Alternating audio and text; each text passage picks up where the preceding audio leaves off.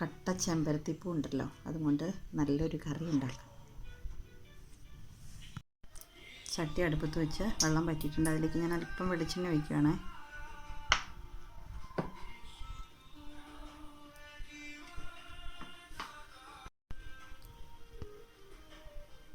വെളിച്ചെണ്ണ നല്ലതുപോലെ ചൂടായിട്ടുണ്ട്. അതിലേക്ക് ഞാൻ സവാള ചെറിയ കഷ്ണങ്ങളായിട്ട് അരിഞ്ഞത്, കറിവേപ്പില, പച്ചമുളക് അരിഞ്ഞത് ഇത്രയും കൂടി ഇട്ട് കൊടുക്കുകയാണ്.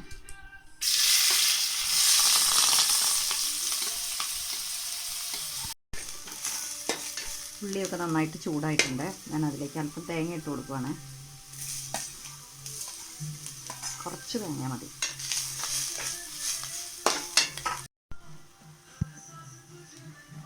തേങ്ങ നല്ലതുപോലെ ചൂടായിട്ടുണ്ട് കേട്ടോ. ഞാൻ തീ കുറച്ചിട്ടിട്ടുണ്ട്. ഇനി ഇതിലേക്ക് ഞാൻ ഈ ചെമ്പരത്തിപ്പൂ, കട്ട ചെമ്പരത്തിപ്പൂ ചെറിയ കഷ്ണമായിട്ട് അരിഞ്ഞ്, ചീരയിലൊക്കെ അരിയില്ലേ, അതുപോലെ അരിഞ്ഞ് വെച്ചതാണ്, ഇതിട്ട് കൊടുക്കുക.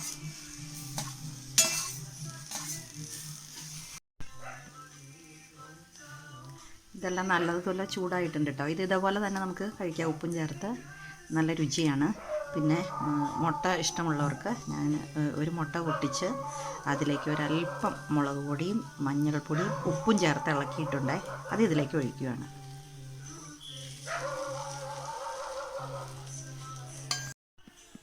ഇപ്പോൾ നമ്മുടെ ചെമ്പരത്തിപ്പൂ കറി റെഡി ആയിട്ടുണ്ട്. നല്ല രുചിയാണ് കേട്ടോ. ചൂടോടെ നമുക്ക് ചോറിൻ്റെ കൂടെ ഉപയോഗിക്കാം.